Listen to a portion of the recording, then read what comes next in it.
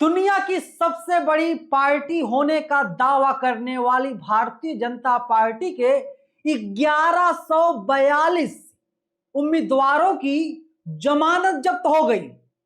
कई लोग ऐसे थे जो लोग एकदम पूरी तरीके से तबाह हो गए।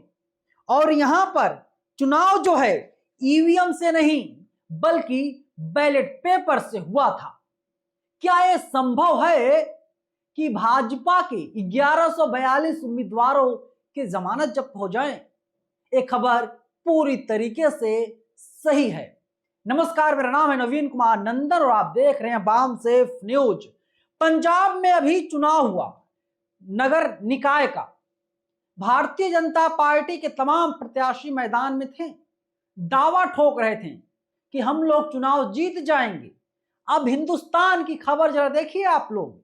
पंजाब निकाय चुनाव में बीजेपी को बड़ा झटका, 1142 उम्मीदवारों की जमानत जब्त हो गई।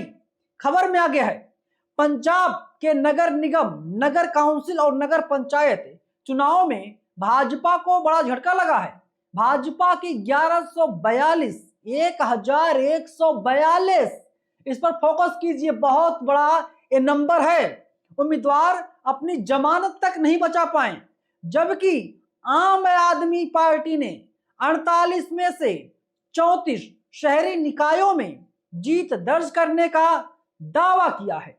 अब तक घोषित 1441 वार्डों के नतीजों में आम आदमी पार्टी ने 670 सीटों पर जीत हासिल की है। कांग्रेस ने 275, श्रोमणी अकाली दल ने 203 सीटों पर जीत दर्ज कर ली है।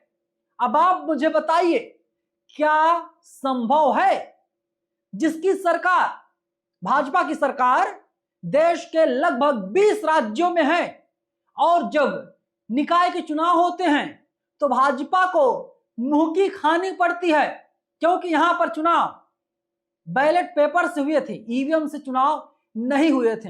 अब बड़ा सवाल है दोस्तों, ये तो सिर्फ एक झांकी है, लेकिन ममता बनर्जी, मायावती, अखिलेश यादव, राहुल गांधी, सोनिया गांधी, प्रियंका गांधी और जो तमाम अपोजिशन के लीडर हैं, जिसमें तेजस्वी यादव, लालू यादव, इन लोगों को ये बात समझ में कब आएगी कि इलेक्ट्रॉनिक वोटिंग मशीन से बेईमानी होती है? ये बात इनको कब समझ में आएगी? ये अपने आप में अहम सवाल है। भारतीय जनता पार्टी क्यों हार गई, जबकि अगले ही साल पंजाब में विधानसभा के चुनाव होने जा रहे हैं? भाजपा राघव चड्ढा पर दांव लगाने जा रही है।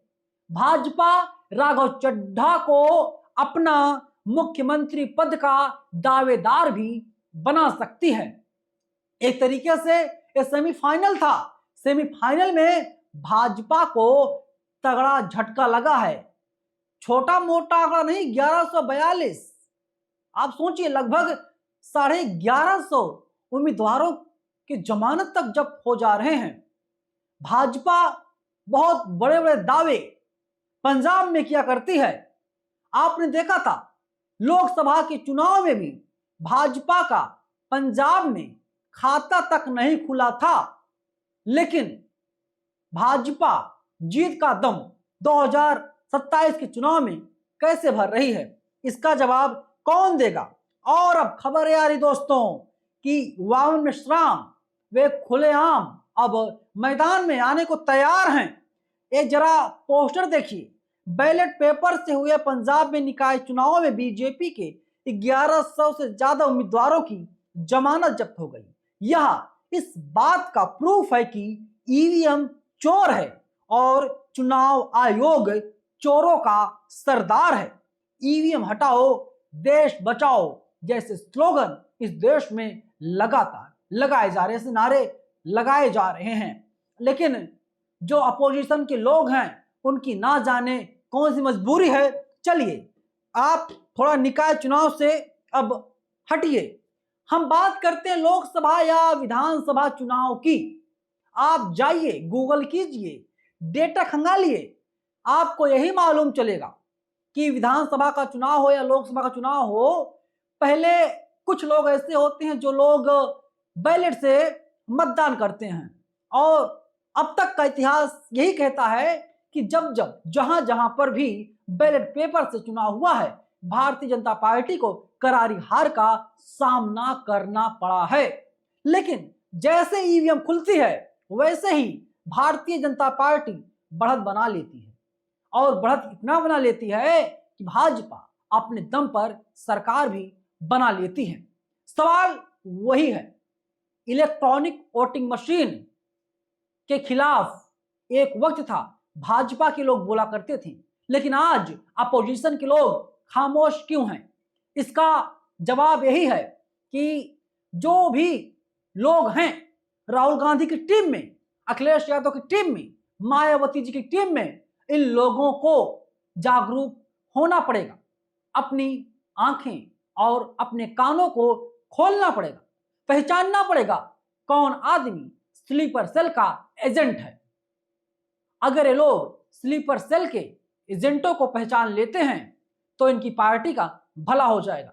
ये लोग प्रधानमंत्री भी बनाएंगे, राष्ट्रपति भी बनाएंगे, ये लोग मुख्यमंत्री भी बनाएंगे, ये लोग राज्यपाल भी बनाएंगे, उपराज्यपाल भी बनाएंगे, लेकिन स्लीपर सेल को ये लोग पहचान नहीं पा रहे हैं।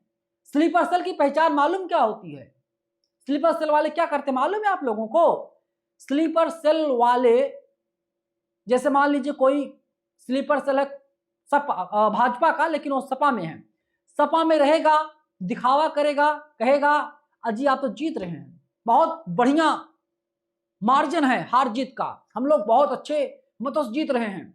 मतलब अपने नेता को, मतलब जिस पार्टी में है उस आदमी से कहेगा कि बस करो हमारी सरकार बनने जा रही है, जबकि असली रिपोर्ट वो कहीं और भेजता रहेगा और जिस नेता के पास है उसको कमजोर करता रहेगा। समझिए, दीमक की तरह स्लीपर सेल के लोग काम करते हैं, जहां पर रहते हैं उसको ही बर्बाद करते हैं, काम किसी और के लिए करते हैं, पैसा किसी और से लेते हैं। और सबसे बड़ी चीजें है विचारधारा। मैं एक बहुत छोटी सी बात कहना चाहता हूं कि आप लोग जानते हैं आजकल देश का मीडिया गोदी मीडिया क्यों बन गया है? इसके पीछे सिर्फ और सिर्फ विचारधारा की बात है, पैसों कोई बात नहीं है। कांग्रेस पार्टी के पास इतना रुपया है कि 2-4-10 चैनलों को कांग्रेस पार्टी यूं ही खरीद ले, लेकिन तमाम बड़े चैनलों को कांग्रेस पार्टी अपने कब्जे में क्यों नहीं कर पा रही है? उसके पीछे विचारधारा काम करती है। जैसे आप देख सकते हैं कि जो तमाम जर्नलिस्ट हैं किस बिरादरी से आते हैं, उनका टाइटल क्या, सरनेम क्या है, तो वे लोग उसी विचारधारा से आते हैं जिसका महिमा मंडन दिन भर करते हैं। जैसे चित्रा त्रिपाठी मैडम हैं, बताया जाता है कि तमाम सांसदों से इनके अच्छे कनेक्शन हैं। जैसे रवि किशन के साथ कई बार देखा गया है इनको। जब डीजल पेट्रोल के दाम बढ़ जाते हैं तो चित्रा त्रिपाठी आती है, कहती है कि देखो जी, ऊपर ऊपर से देखा जाए कोई बहुत ज्यादा महंगाई नहीं है। तो मतलब पूरा अंक की गणित समझाती है, ये माहौल बनाने की कोशिश करती है कि मोदी जी बड़े अच्छे हैं। क्या चित्रा त्रिपाठी ये सब कुछ पैसों के लिए कर रही है? मेरा जवाब है नहीं। चित्रा त्रिपाठी की मानसिकता जो है दरअसल वही मानसिकता है। जैसे राहुल गांधी पहुंच गए बंगाली मार्केट, वहां पर जाकर के ऑटो ड्राइवरों से बातचीत किया। क्या मीडिया की हेडलाइंस में उस खबर को शामिल किया गया? क्या उस पर कोई बहस करवाई गई? नहीं। लेकिन नरेंद्र मोदी जी मेलोनी को जाकर के मेलोडी गिफ्ट करते हैं और चित्रा त्रिपाठी सबको मेलोडी खिलाने लगती है, कहती है कि मेलोडी खाओ खुद जान जाओ। तो विचारधारा काम कर रही है यहां पर। और आप देखिए, कोई पार्टी कोई हो, चाहे बहुजन समाज की पार्टी हो या सवर्ण समाज की पार्टी हो, उसको चला कौन रहा है? स्टीयरिंग किसके हाथ में है?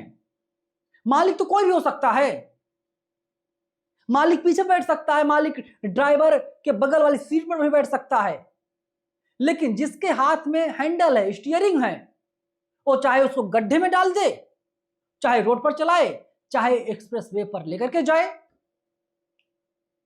अब जो ड्राइवर है वो दुश्मन है, कैसे उम्मीद कर सकते हैं कि वो आदमी सही से गाड़ी ड्राइव करेगा? तो सारा खेल विचारधारा का है यहां पर। बाकी इस वीडियो में इतना ही। कमेंट बॉक्स में आप लोग अपनी राय जरूर लिखिए और हमारे चैनल को सब्सक्राइब जरूर कीजिएगा।